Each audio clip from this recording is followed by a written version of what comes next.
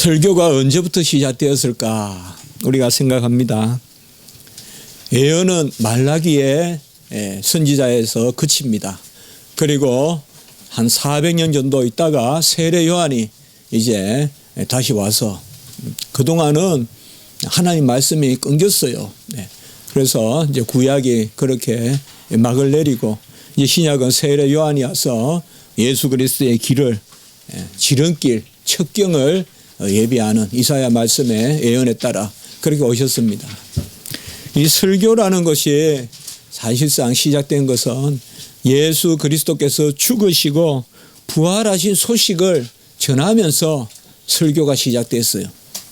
해당에서 율법을 읽고 강론하는 것은 있었지만은 복음을 설교하는 것은 오순절 성령 강림 사건 때부터 이 설교가 시작되었습니다. 이 설교는 어떻게 보면 사람들이 많이 연구를 해보고 또 이 진리를 궁극적으로 탐구해 보니까 좀 전해야 되겠다.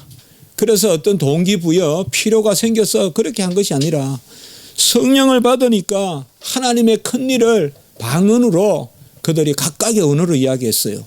그게 설교예요. 그때 하나님의 큰 일이 뭐냐 이거예요. 그게 바로 예수님을 보내시어서 예수님이 죽으시고 부활하신 것. 그게 하나님의 큰 일이에요. 그리고 각국의 언어로 그들이 복음을 이야기하는 거예요. 그게 이제 이방 선교의 당연한 시작이 되고 또 설교가 되고 그래서 프리칭이 있고 또 가스펠, 에반젤리즘 바로 복음의 그런 선교가 있고 이런 역사들이 초대교회에서부터 일어나는 것입니다. 설교는 성령을 받은 사람이 그 성령의 음성을 좇아서 하나님의 말씀을 대언하는 것, 그것이 설교입니다. 그래서 강단에서 그 외의 이야기를 해서는 안 돼요. 세상의 이야기를 한다거나 또 어떤 자신의 주변을 많이 이야기한다거나 물론 하나님은 고유하게 설교자에게 하나님이 유기적으로 설교자를 사용하세요. 그 사람의 형편을 사용하시고 그래서 그런 정도에서 잠깐 말씀을 우리가 새기거나 또 간혹은 잠깐 증거하거나 이런 것은 가능하지만은 본말이 전도돼서 말씀의 것이 설교의 중심이 돼서는 안 됩니다. 제가 미국에서 공부할 때 TV에 보면 자주 그런 설교 방송이 나오는데 본문을 읽어놓고는 계속 딴 이야기만 하고 마지막에 본문을 다시 한번 확인하고 내려가요. 그게 이게 어떻게 설교냐 이제 그런 생각을 하는데 막 해중을 그냥 막 끝도 안 보이게 모아놓고는 그리고 마음이 좀 많이 아파요. 하나님이 과연 설교라는 걸 뭐라고 하나님이 주셨을까? 설교라는 것은 어려운 것이 아니라면 어떻게 보면 어려워요. 그건 어떻게 보면 어려울 수가 없는 거예요. 왜요? 하나님 말씀을 전달하는 것이기 때문에 어려울 수도 없고 또 어려운 거예요. 하나님 말씀을 그대로 전해야 된다는 어려움이 있어요. 그러니까 기도해야 되고 연구해야 돼요. 설교자는. 그리고 자신의 말을 해서는 안 돼요. 자신의 말을 해서는 안 돼요. 그래서 어렵지만은 어렵지 않은 것일 수도 있는 거예요. 주어진 말씀을. 그래서 사도 요한도 보면 먹어라 내 입에는 쓰나 달다. 그것을 이제 증거하는 것이 요한계시록이 되고 이런 것을 볼 수가 있습니다. 초대 교회에서 설교가 시작되고 그것이 바로 우리 초대교회 소위 신약교회의 시작이고 하나님은 그때부터 이제는 예언자가 아니라 선지자가 아니라 설교자를 세우는데 그 설교자가 바로 목사라는 직분입니다. 그 목사라는 직분이 초대교회의 장로, 교사, 집사와 더불어서 하나님이 고유하게 강도권 말씀을 설교단에서 증거하는 그러한 사람으로 도구로 세우셨습니다. 초대교회에서 오순절 성령 강림 사건이 일어나고 오늘 우리가 읽었던 이 본문이 바로 설교의 그런 내용을 담고 있는 것입니다. 초대교회 설교의 세 가지 주제는 뭐냐? 우리가 그리스도를 죽였다는 거예요. 그리고 하나님이 그리스도를 살리셨다는 거예요. 그리고 우리가 그 일의 증인이 됐다는 거예요. 이 세 가지가 초대교회 설교의 핵심이에요. 이게 베드로가 솔로몬 행각에서 설교했고, 이 설교를 하니까 3,000명, 5,000명이 회개하고 세례받는 그런 역사가 일어난 것입니다. 첫 번째는 우리가 그를 죽였다는 거예요. 이것은 좁게 보면 지금 말씀을 듣고 있는, 베드로의 말씀을 듣고 있는 이스라엘 백성이 예수님을 죽였다는 그러한 역사적 사건으로서의 우리가 죽였다, 그것도 되지만 성경 말씀은 창세기부터 계시록까지 전부 오늘 우리에게 주시는 말씀이거든요. 우리가 그를 죽였다. 이것은 달리 표현하면, 좋게 표현하면 내 죄로 말미암아 그가 죽을 수밖에 없었다. 내가 죽을 것을 그가 대신 죽었다. 그래서 우리가 그를 죽였다. 그래서 먼저 그 부분을 설교하는 거예요. 그러면 뭐예요?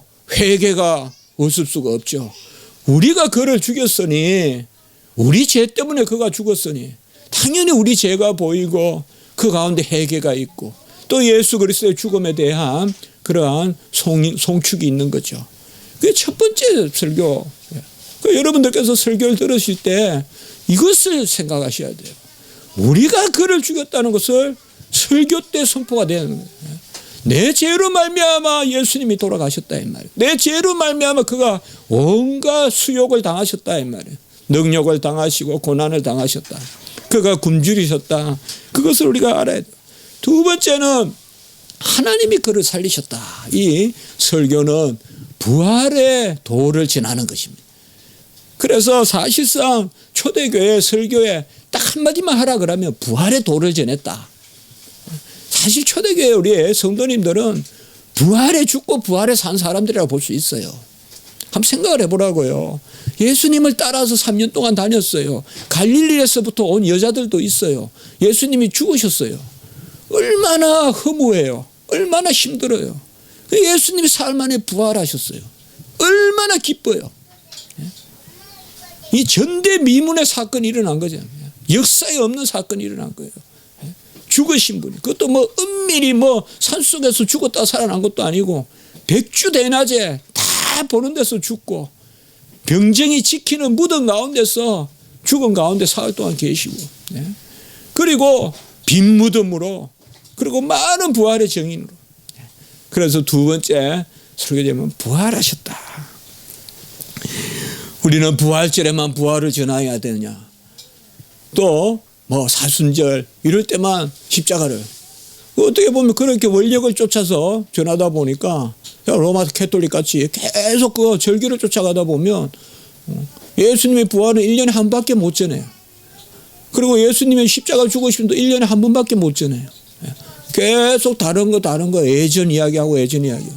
그러나 초대교회 이후 설교는 그게 아니다 이 말이에요. 설교는 뭐를 해라 물론 삶을 가르쳐야 되지만은 설교의 핵심은 그게 아니에요. 설교에서 어떤 우리가 구체적으로 그런 양식을 가르치는 게 아니라 설교의 핵심 메시지는 예수님이 죽으시고 부활하셨다. 그리고 세 번째는 아까 말씀같이 우리가 이 일의 증인이다. 이게 사도행전 3장 15절에 나오는 말씀인데, 우리가 이 일의 증인이다.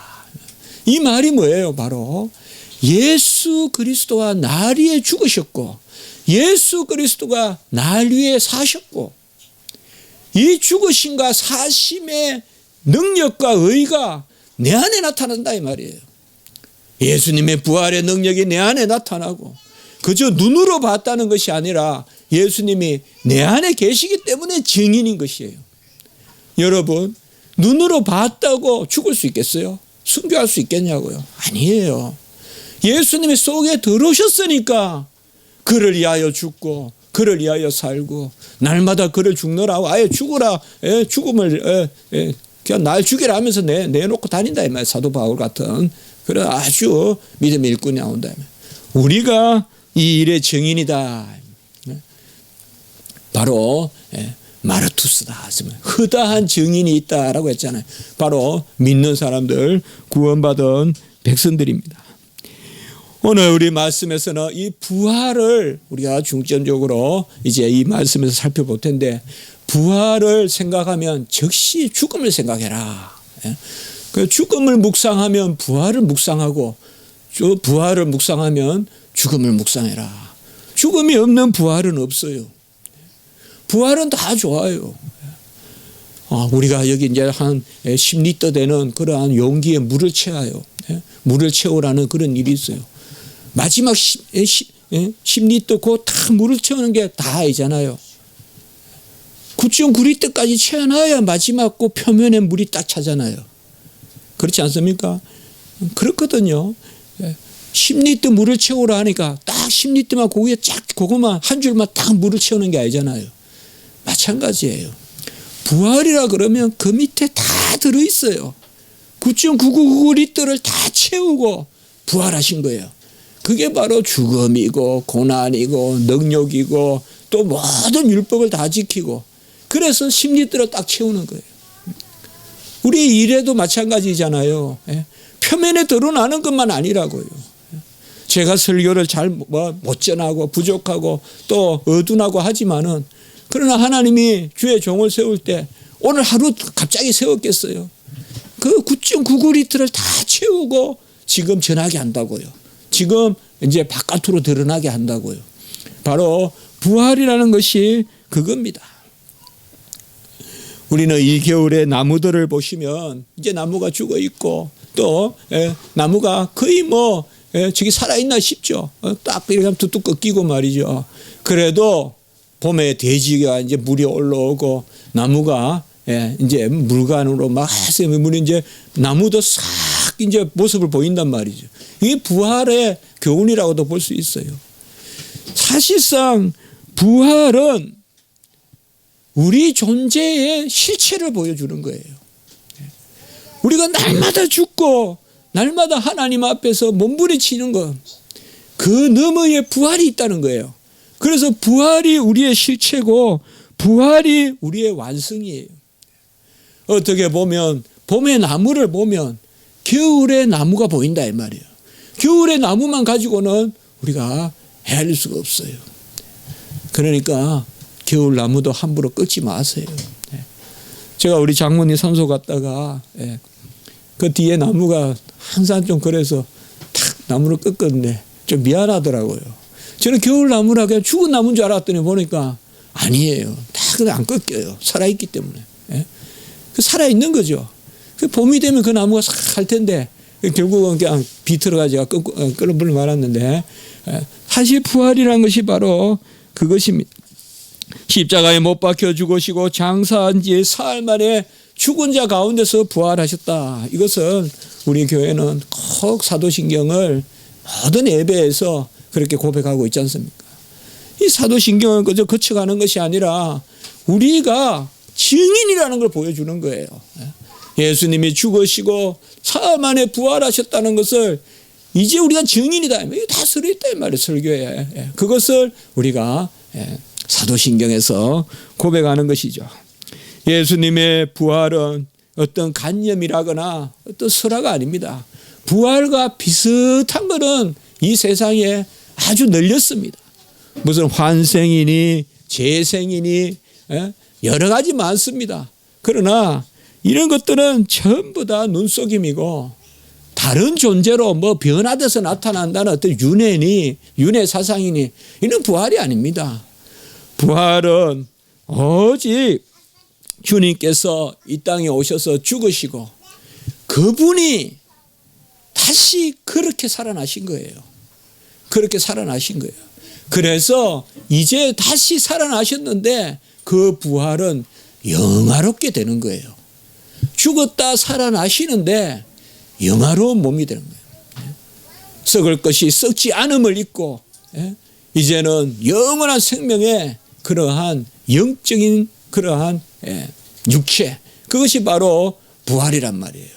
그래서 우리가 세상을 살아갈 때 이 부활이라는 것은 우리에게 최고의 가치고 세상에서는 이런 부활을 모릅니다. 세상은 굳이 말하면 두 가지 중에 하나예요. 하나님을 사람같이 여겨서 끌어내리거나 사람을 하나님같이 여겨서 끌어올리거나 이 둘 중에 하나예요. 이 세상에는. 그러나 우리 주 예수 그리스도는 하나님이시면서 사람이세요. 그래서 그분은 하나님이시고 사람이세요. 뭐 사람이 하나님 대신 사람이 하나님 같이 올라가신 분이 아니고 또 하나님이 사람으로 바뀐 분도 아니에요. 그분은 하나님이시자 사람이세요. 그래서 우리는 신하도 아니고 인하도 아니다 이 말이에요. 신과 같이 되는 것도 아니고 사람같이 하나님이 사람과 같이 내려오는 변하는 게 아니란 말이에요. 하나님이시자 사람이 되시는 거지. 그것이 바로 부활을 통하여서 우리에게 나타나는 것입니다. 초대교회 성도들은 오순절 성령을 받으니까 하나님의 큰 일을 증언했는데 이 하나님의 큰 일이 아까 말씀을 드렸듯이 바로 오늘 우리가 말씀도 읽었지만은 십자가에 못 박힌 예수를 우리가 그가 우리의 주와 그리스도가 되시는. 그래서 그의 피값으로 우리가 살고 그의 기름 부음으로 우리가 이제 기름 부음을 받고 이것이 바로 부활입니다. 부활의 권능입니다. 그 부활의 권능이 오순절에 증거된 것입니다. 요엘서 2장 32절에 보면 누구든지 여호와의 이름을 부르는 자는 구원을 얻으니 말세에 영을 부어주시는데 누구든지 여호와의 이름을 부르는 자는 구원을 얻으리라. 요엘서 2장 32절에 말씀했는데 이제는 이 말씀이 성취가 되었어요. 사도행전 2장 21절의 말씀에 보면 이제는 누구든지 여호와의 이름이다 라고 이렇게 하지 않고 누구든지 주의 이름을 부르는 자는 구원을 받으리라. 이게 바로 부활하신 예수 그리스도의 이름을 부르는 자는 구원을 얻으리라. 그 구약에는 여호와의 이름을 부르는 자는 구원을 얻는데 이 여호와가 이제 이 땅에 오셨다 이 말이에요. 그분이 예수 그리스도시기 때문에 이제는 누구든지 예수 그리스도의 이름을 부르는 자는 구원을 얻으리라. 사도행전 2장 21절에 그렇게 말씀하고 있는 것입니다. 부활의 권능이 뭡니까? 바로 예수님과 함께 사는 것이요. 예수님의 이름을 불러서 구원에 이르는 것. 그것이 바로 부활의 권능인 것입니다. 구약의 모든 것이 성취되고 이제 우리가 받은 영은 구원의 영인데 이 구원은 옛사람이 죽고 새사람이 다시 살아나는 것입니다. 이제는 하나님과 함께 살 수 있게 된 사람이 된 것입니다. 그게 부활의 모습입니다. 우리는 아직까지 완전히 영화롭게 되지는 않았지만은 같이 합니다. 부활을 맛보는 삶. 이미 이 땅에서 부활을 맛보는 삶을 살아요. 왜요? 부활을 맛보는 삶은 다른 것이 아니라 하나님 안에서 사는 것이거든요. 하나님의 자녀로서 하나님 안에 거하는 그 자격이 부활이에요. 그 자격을 갖추려고 예수님이 이 땅에 오셔서 죽으신 거예요. 그러므로 이제 부활의 권능으로 사는 사람은 예수님의 이름을 불러서 구원을 받고 은과금은 내게 없으니 나사렛 예수 이름으로 일어나 걸어라. 예수의 이름으로 일어나 걷고 말이에요. 영적인 어떤 우리가 비틀거려요. 죄에 억눌려 있어요. 언지에 쏘는 것이 있어요. 우리의 삶 가운데. 우리 성도님들은 빳빳한 그런 양지에서 살아야 돼요. 양지에서 살아야 돼요.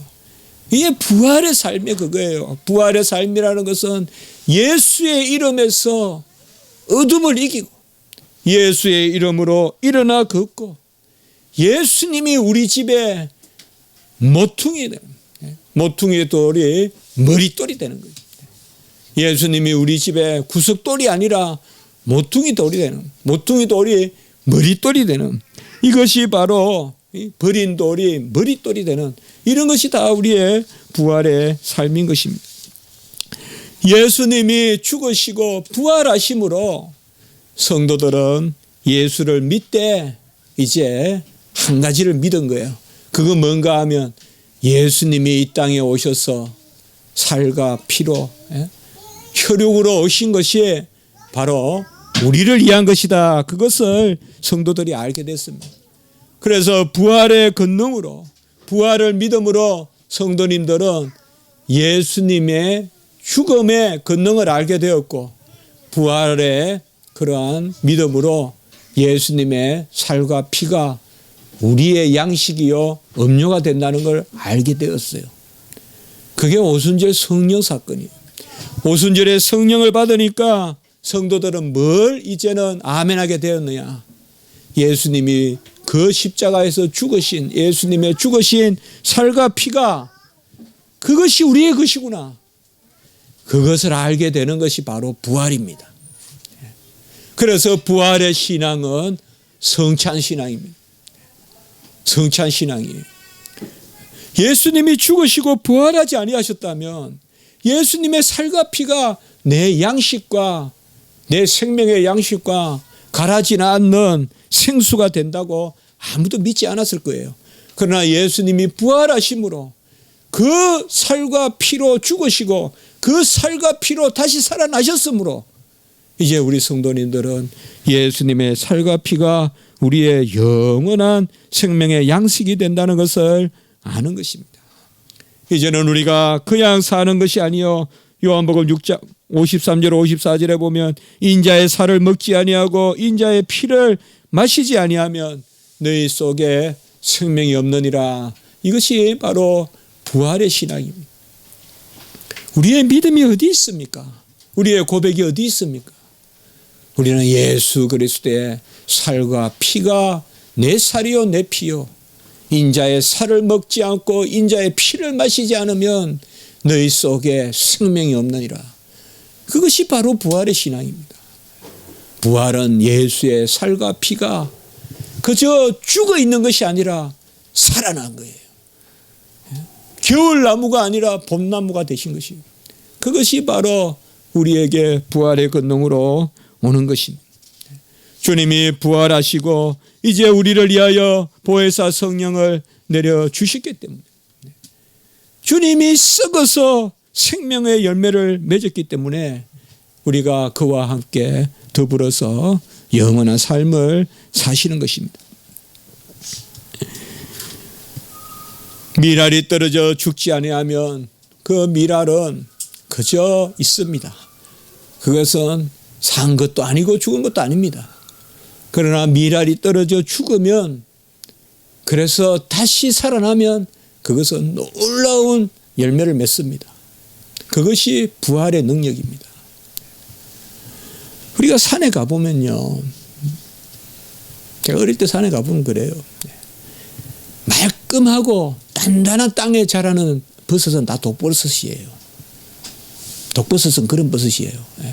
뺀질뺀질하고 강하게 보이고 아주 그냥 딱딱한 땅에서도 잘 자라고, 이런 건 독버섯이에요. 아주 맛있는 영양가 있는 버섯은 벌써 올라갈 때 땅이 퍼석퍼석해요. 그래서 버섯 딸 때는 장화 신고 가는 거예요. 버석버석해요. 우리 부활의 삶이라는 것은 죽음을 딛고 있는 거예요. 날마다 죽노라. 우리는 날마다 죽어요. 얼마나 많습니까, 여러분? 우리가 잘해서 아니에요.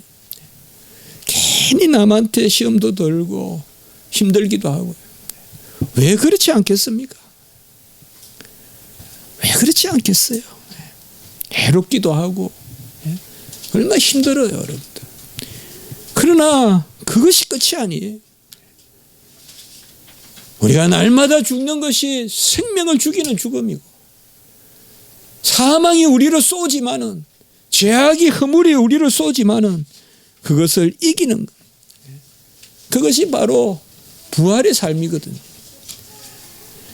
그때 우리가 진정한 삶의 묘미를 느끼게 되고 믿는 재미가 나거든요. 한마디로 사는 재미가 나거든요. 성도로서 사는 재미는 날마다 죽어야 돼요. 죽지 않고 부활의 권능이 나타나지 않습니다. 엘리야가 죽었을 때 부활의 권능이 나타난 거예요. 거의 나를 취하셔서 할 때 하나님이 그를 들어 쓰신 거예요. 뭐 그게 죄든 그게 절망이든 우리가 특별히 이름을 붙이지 맙시다. 어쨌든 우리의 삶도 날마다 죽노라는 부분이 있잖아요. 엘리야가, 요나도 못하겠습니다. 아니면 나 데려가십시오. 정말 못하겠습니다. 데려가십시오. 그럴 때 요나를 쓰신 거예요. 사도 바울은 날마다 죽노라, 날마다 죽노라. 우리 성도님들은 생명 안에서 왕노릇해야 돼요. 예수 그리스도께서 로마서 5장 17절에 우리가 예수 그리스도를 통하여서 생명의 왕노릇 한다라고 이렇게 말씀하고 있습니다. 죽음의 왕노릇 해서는 안 됩니다. 생명의 왕노릇 해야 돼요. 아주 밝은 것에서 왕노릇 하십시오. 어두움의 왕노릇 하지 마시라 이 말이에요. 어두움의 술수와 기만과 어두움에 당짓는 것과 그러한 마치 정갈이 쏘듯이 하는 그러한 데서 우리는 왕노릇 하는 것이 아닙니다. 주님은 십자가에서 죽으시면서도 용서하셨어요. 주님은 십자가에서 죽으시면서도 기도하셨어요. 그것이 바로 부활의 삶이에요. 우리는 예수 그리스도의 부활의 삶을 살아요. 나는 날마다 죽노라. 주님과 함께 우리는 십자가를 지는 삶을 살지만은 우리에게 주님이 권능을 주셨습니다. 그것이 바로 부활의 권능입니다. 성도님들은 이 큰 믿음을 가지고 있어야 됩니다. 이것이 오순절 성령의 역사고 이 영을 받은 사람은 부활의 권능을 받고 부활을 미리 맛보기 때문에 어려운 일이 또 힘든 일이 있다고 해도 그것에 머물지 않고 그것을 넘어서는 바로 부활의 열매의 맛을 봅니다. 사랑, 희락, 화평, 오래 참음, 자비, 양선, 충성, 온유, 절제, 그 성령의 맛을 우리가 미리 보고 그 권능 가운데 사는 것입니다. 여러분, 우리는 자아 구현을 많이 이야기합니다. 이 땅에 오셨어요. 여러분들 자아 구현하고 싶죠? 뭐 저도 그런 마음 많아요, 정말. 많이 고개를 틀어봐요. 내가 지금 잘 살고 있는지. 뭐 제가 그 의식이 좀 강한지 모르겠어요. 자주 그렇게 생각해 봐요. 너 지금 옳게 가고 있냐? 너 지금 하는 일이 맞냐? 너 혹시 맹목적이지 않냐? 많은 사람들이 맹목적으로 살아서 인생을 무의미하게 마치지 않느냐? 생각해 보면서 살고 있느냐? 정말 잘 살고 있느냐? 이렇게 물어봐요. 하나님은 답을 해주세요. 그 답은 다른 것이 아닙니다. 부활의 삶입니다. 부활의 삶입니다. 이삭과 같이 죽어야 사는 삶, 그게 우리 자아의 구현입니다. 우리는 내 자아의 구현을 한다고 딱딱한 곳에 발을 디디고 사람들이 많이 다니는 길 옆에서 나는 것은 다 독버섯이에요. 사람들이 많이 본다고 그 자리에서 나를 구현한다고 필 생각하지 마세요. 그 독버섯밖에 안 돼요. 썩은 데서 깊은 데서 피어야 그것이 송이버섯이고 그것이 참 먹을 만한 버섯이에요. 심산유곡. 송이버섯은 깊은 데만 핀다 하잖아요. 우리의 삶도 바로 그거예요. 포자는 그 버섯의 포자는 썩어야 열매를 맺는 거예요. 썩어야 갓을 내고 썩어야 사람들이 식용으로 삼고 우리의 삶도 마찬가지입니다. 우리는 덜 똑똑해서가 아니라 덜 나를 구현해서가 아니에요. 썩어야 돼요. 썩어야 돼요. 저는 어느 에게 다른 거 요구하지 않아요. 썩는 마음으로 피아노 치라는 거예요. 그게 어떤 모습이든 어떻게 되든지 간에 저도 음악을 즐겨 듣지만은 모르겠어요. 잘 몰라요. 그러나 조금 들어보면 좀 느낌은 있어요. 그 한 가지예요. 저 사람이 자기를 죽이고 치느냐 아니면 자기를 드러내려고 치느냐. 아트, 예술이라는 것은 자기를 드러낼 때는 안 돼요, 여러분들.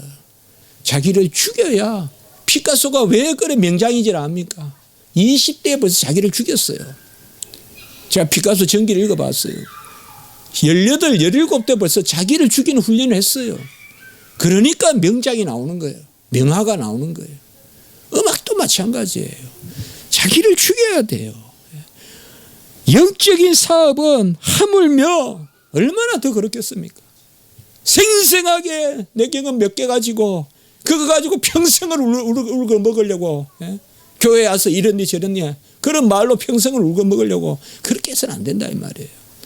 날마다 죽노라 날마다 죽노라. 또 하나님 앞에 죽고 또 하나님만 죽고. 같이 합시다. 죽는 게 자기 구현이고 죽는 게 답이고 죽는 게 부활이다. 저는 여러분들이 부활의 권능을 갖기를 원해요. 빛나기를 원해요. 빛이 나려면 어떻게 해야 됩니까? 사도 바울과 같이 죽어야 돼요. 아무 죽음이 없이 딱 수면만 보이는 그 밑에는 텅 비어 있고 딱 채우는 그런 인생이 있을 수 있을까요? 아닙니다. 날마다 죽노라 날마다 죽노라 해야 바로 우리가 사도 바울이 옥에서 애치듯이 일어나 비추어라 바로 빛의 자녀로서 그렇게 살게 되는 것입니다. 주님은 우리를 통하여 부활의 권능을 드러내기를 원하십니다. 우리를 통하여 죽음과 다시 삶의 그러한 역사를 이루시기를 원합니다. 나를 붙들고 생생하게 세우지 마시고 나를 썩히려고 여러분들이 하나님 앞에 나아가십시오. 그러면 하나님이 우리를 들어서 사용하십니다. 그것이 바로 부활의 권능입니다. 오늘 우리가 말씀에서 36절에 보면 이스라엘의 온 집에 예수를 주와 그리스도가 되게 하셨다. 이것이 오순절 성령의 말씀입니다. 예수님이 우리의 주와 그리스도가 되시는 것입니다. 그가 우리를 위하여 죽으셔서 그의 피로 우리에게 부활의 권능을 주셨습니다. 그의 말씀이 우리의 말씀이 되고 그의 모든 행한 것이 우리의 행하는 것이 됩니다. 아까도 말씀을 드렸지만은 주님은 죽으시면서까지 저들의 죄를 사하여 주시옵소서 용서를 구했습니다. 우리는 말씀으로 돌아가야 되고 말씀대로 살아야 됩니다. 영적으로 혼탁합니다. 너무 강해서 목사도 권면을 못할 정도가 되어버렸습니다. 너무나 강해요. 우리가 기도해야 됩니다, 여러분들. 잘못된 걸 안고 살지 마십시오. 잘못된 것을 버려야 됩니다. 남을 정죄하지 마십시오. 용서하십시오. 안 됩니다. 나로서는 안 됩니다. 기도하셔야 됩니다. 기도하십시오. 섞이십시오. 우리는 분명히 하나님이 나를 섞였을 때 다시금 큰 능력을 보이는 그 부활의 장중에 권능의 장중에 우리를 붙들어 세우신 것입니다. 여호와가 준대 이제는 예수가 주가 되시고 우리가 그 살과 그 피를 먹고 마시기 때문에 그 주님의 권능이 내 속에서 역사하는 것입니다. 주님의 권능은 참고 주님의 권능은 용서하는 것입니다. 그거밖에 없습니다. 그것이 우리가 일생 동안 행할 일일 것입니다. 오늘 저는 시편 25편 14절을 우리가 송영할 때 읽었습니다. 여호와의 친밀하심이 그를 경외하는 자들에게 있음이요. 같이 합시다. 여호와의 친밀하심. 여호와의 친밀하심이 있습니다. 이것이 뭔지 몰라도 이게 우리를 기쁘게 하는 것입니다. 이 봄날의 친밀함. 전 자주 그렇게 말씀드리죠, 여러분들. 햇빛을 좋아하시고 생명을 좋아하십시오. 저도 질풍노도와 같은 젊을 때는 어두운 것이 좋고 뭔가 다른 면이 좋았어요. 한 면이 있으면 다른 면이 항상 뭐기에 그게 답이 있는 거고. 큰 해가 있으면, 큰 달이 있으면 the other side of the moon, 그 문의 반대쪽은 뭐가 있을까? 그것만 관심을 많이 가졌어요. 그러나 살면서 느껴요. 보이는 것, 하나님 우리에게 보여주신 것, 밝은 것, 그것을 열심히 드러내십시오. 그러면 됩니다. 그것이 바로 부활의 삶입니다. 주님께서 이 땅에 오셔서 이제 주의 이름을 부르는 자는 구원을 얻고 다 부활의 권능을 주시고, 주님이 기름을 부음받은 그리스도로 이 땅에 오셔서 우리의 그리스도가 되십니다. 그가 나를 위한 선지자가 되시고 나를 위한 제사장이 되시고 나를 위한 그러한 왕이 되는 것입니다. 우리의 직장이, 우리의 학교가, 또 우리의 삶의 터전이 부활의 삶의 터전이 될 수 있도록 우리가 살피십시오. 이제 봄이 오는 이 때에 우리도 다시금 부활의 권능. 가을이 아름답다고 하지만은 사람들은 가을보다는 봄의 생명의 노래를 합니다. 그것은 바로 겨울에 죽었던 것이 죽은 것이 아니죠. 죽은 듯 한 것이 살아나는 것입니다. 우리가 우리를 구원하고 하나님이 나를 이 땅에 보낸 것을 100% 드러내려면 우리는 부활의 삶을 살아야 됩니다. 그런데 그 부활의 삶은 이 땅에서는 죽는 것으로 나타납니다. 나를 부인하고 나를 죽이고 그것이 이 땅에서 부활을 맛보는 것입니다. 성도 여러분들, 우리가 날마다 먹는 계란도 껍질을 치고 나오잖아요. 병아리가 되는 것도. 하물며 우리 만물의 영장인 인간이 껍질을 벗지 않고 어떻게 생명의 활동을 하겠습니까? 우리가 다미안의 그 소설에도 나오잖아요. 예? 싱클레어의 이야기. 껍질을 깨야 새가 나오는 거 아니에요. 예. 껍질을 깨야지 새가 나오는 거예요. 겨울에 대지에 이 딱딱한 그 대지를 벗겨내야 생명이 나오고, 겨울 나무에 그 두툼, 예, 그 옹이 같은 것을 걷어내야 새 생명이 나오지 않습니까? 우리 성도님들의 삶도 그러한 삶이 되시길 바랍니다. 무슨 먼 곳에서 무슨 재물을 많이 가져서 그런데 1차적인 목적이 있기보다 내 삶이 즐거워야 되고 내 삶이 윤택해야 되고 내 삶이 죄에 매여 있어서는 안 되고 명예에 허덕이고 재물에 허덕이고 사람에 쫓기고 시기 질투에 종이 되어 있고 그렇게 우리가 살아서 되겠습니까? 밝은 데서 맑게, 그것이 바로 우리가 이 땅에 온 삶의 목적 아니겠습니까? 가장 나다운 모습이 뭘까요? 고관 대작이 되고 대통령이 되는 것일까요? 아니에요. 나 자신을 즐거워할 만큼 나 자신을 가꾸고, 그것은 옷을 하나 더 입어서가 아니라 치장을 하나 더 해서가 아니라 우리의 깊은 삶을, 내적인 삶을 가꾸는, 그것이 바로 부활의 삶인 것입니다.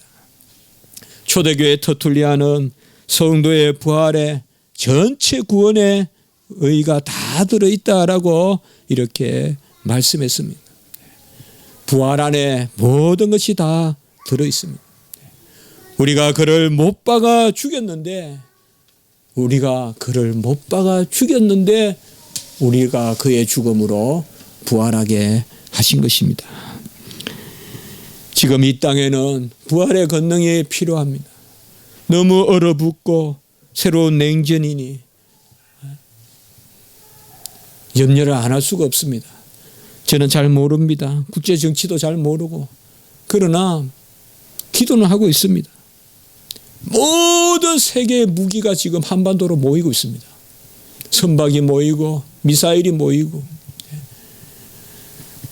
어떻게 보면 우리 집도 어느 포탄에 타겟이 되어 있습니다. 그것이 지금 한반도의 우리의 상황입니다. 우리가 이런 일들을 어떻게 할까요? 저는 답을 모릅니다. 제가 통일에 대한 글도 발표하고 했지만은 모르겠어요. 한 가지만은 말할 수 있을 것 같아요. 죽으면서 사는 길을 찾아야 돼요. 정치도. 살려고 하면 다 죽어요. 죽으면서 살 길을 찾아야 돼요. 그게 성숙한 민주주의고, 지금 세계 질서는 그게 아니에요. 우리 기독교적 가치관이 많이 없어졌어요. 불과 20년 30년 전만 해도 기독교적 가치관이 있어서 선진국은 다른 나라를 도와주면서 함께 살려고 했던 국제 정치가 있었어요. 그러나 신자본주의니 또 이런 경제 논리도 들어오고 하면서 이제는 기본적으로 제가 제대로 알고 있는지 몰라도 기본적으로 다 자국 보호주의예요. 자국이 일단 살아남아야 돼요. 어떻게 보면 인간의 욕심이 그만큼 커져서 그래요. 욕심이 너무 커졌어요. 그러니까 한 나라 것도 다 충당을 못해요. 이제는 미국이나 이런 것은, 이런 나라는 옛날에는 욕심이 작으니까 남은 걸 남에게 줬어요. 그러나 그 국민의 욕심이요, 인구가 많아져서 그런 게 아니에요. 욕심이 커지니까 감당을 못해요. 이제는 우리 한국도 마찬가지예요. 욕심이 커지니까 감당을 못해요. 이미 우리 경제는 그런 진단을 하잖아요. 어젠가 어디 뉴스도 보니까 은행이 다 이태롭다. 제가 옛날에 읽은 책에 의하면 금융이 망하면 다 망한다고 제가 읽었거든요. 불확정성의 시대, 그 책을 읽어봤더니 금융이 망하면 다 망한다. 인간의 욕심을 죽이지 않는 한 전쟁은 필연적이고 멸망은 필연적입니다. 인간이 욕심을 줄여야 됩니다. 왜 잘 먹고 잘 사는데 불평이 이렇게 많고 원망이 많습니까? 왜 웃는 소리가 가정마다 안 들립니까? 왜 웃는 소리가 안 들립니까? 옛날에 그렇게 콩 한 조각을 놓고도 웃으면서 살았는데 왜 웃는 소리가 없고, 왜 우리 한국인의 미소가 없어져 가고 있습니까? 그 온유한 우리 코리안의 고유한 미소가 왜 사라지고 있습니까? 왜 그렇게 서리빨같이 우리가 살아야 됩니까? 차를 타보면 스치기만 해도 그냥 죽일 듯이 그냥 노려보고, 왜 이런 사회가 되어가고 있습니까? 우리 기독교인들부터 부활의 삶을 살아야 됩니다. 죽었다 살아난 사람답게 여유를 가지고 화평을 누리고 그렇게 살아야 돼요. 아직 죽어있는 사람같이 성격이 마르고 말이죠. 탁탁 튀고 언제든지 싸우려고만 들고 그렇게 살아서 안 된다 이 말이에요. 용서하고 허물을 덮고, 그것이 바로 우리가 제대로 사는 것이에요. 우리나라를 위하여 많이 기도하십시오. 우리 교회는 작지만은 기도를 많이 해야 됩니다. 지금. 또 역으로 말하면 지금 우리나라 형편 이 주변 국가만 잘 우리가 기도해서 원만하게 되면 세계 질서가 평화롭게 됩니다. 이제 세계 강국이 다 우리 쪽에 지금 이렇게 모여 있기 때문에 어떻게 보면 기회일 수도 있습니다. 앞으로 정말 통일이라는 것이 중요하고 우리가 죽으면서 사는 길을 찾아야 됩니다. 정치는 그렇게 못합니다. 제가 아까 말씀을 했지만 경제학은 어디에도 죽어서 살아나는 경제는 말하지 않습니다. 우리 기독교인들이 해야 됩니다. 주의 백성들이 이 일을 해야 됩니다. 부활의 권능으로 나는 날마다 죽노라. 이삭이 죽었을 때 가는 곳마다 우물이 나왔습니다. 꼭 명심하십시오. 꼭 명심하십시오. 저는 제 자신에게나 우리 성도님들에게나 꼭 이거 하나 제가 확신하면서 전할 수 있습니다. 죽으면 땅에서 우물이 나옵니다. 같이 합시다. 죽으면 우물이 나온다. 눈에 보이는 것은 없는 것 같아도 깊은 지하수가 터져 나옵니다. 나를 죽여야 깊은 지하수가 터져 나와요. 이삭의 삶이 그런 삶이에요. 제단에서 누워서 자기를 드렸기 때문에 가는 곳마다 땅만 파면 물이 나왔어요. 이스라엘 가보세요. 땅 파서 물 나올 곳이 있는지.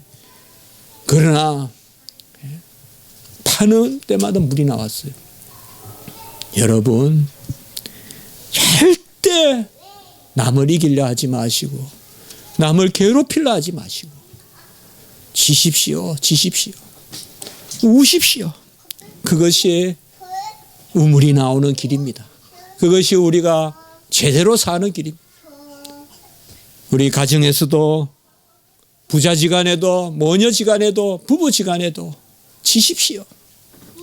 서로 지시고 서로 온유하고 서로 부활의 은혜 가운데 사시고 직장에서도 막 카리스마니 이런 이야기하면서 부하 직원들 너무 힘들게 하지 마세요. 사랑으로 하십시오. 지더라도 사랑으로 하십시오. 그게 남는 길입니다. 그리고 옳은 일이거든 덜 이익이 되더라도 도와주십시오. 그게 더 큰 일을 맡는 길입니다. 더 큰 사업 하려거든 작은 사업에서 손해 보십시오. 그래야 더 큰 사업 할 수 있습니다. 전 잘 모릅니다만 성경은 우리에게 그걸 가르칩니다. 작은 것에 탐욕을 가진 사람은 절대 크게 나갈 수 없는 것입니다. 부활의 권능으로 저는 우리 성도님들이 봄과 같이 살았으면 좋겠어요. 다 그렇게 살 줄 믿어요. 파릇파릇 물이 오르고 말이죠. 그 연두새 싹이 나고 그런 봄과 같은 그런 우리 부활의 그런 은혜가 있길 바라고 우리 성도님들은 어두운 데 가지 마세요. 약속을 하더라도 가장 밝은 데서 약속하고 사람을 만난다도 밝은 데서 만나고 대화를 하더라도 밝은 데서 만나고 또 같은 장소라도 이왕이면 햇빛 있는 쪽에 자리를 잡고 항상 밝게 빛 가운데 사십시오. 기도드리겠습니다. 걸어가고 자비로우신 하나님 아버지 부활의 주여 부활의 그리스도여 오순절 성령의 놀라운 강림으로 우리가 부활의 자녀로 살게 하시니 감사합니다. 날마다 나를 죽이고 빛에 거하는 빛의 자녀로 나아갈 수 있게 하시고 날마다 나를 죽여 샘이 쏟는 우리의 삶의 형통도 허락하여 주시옵소서.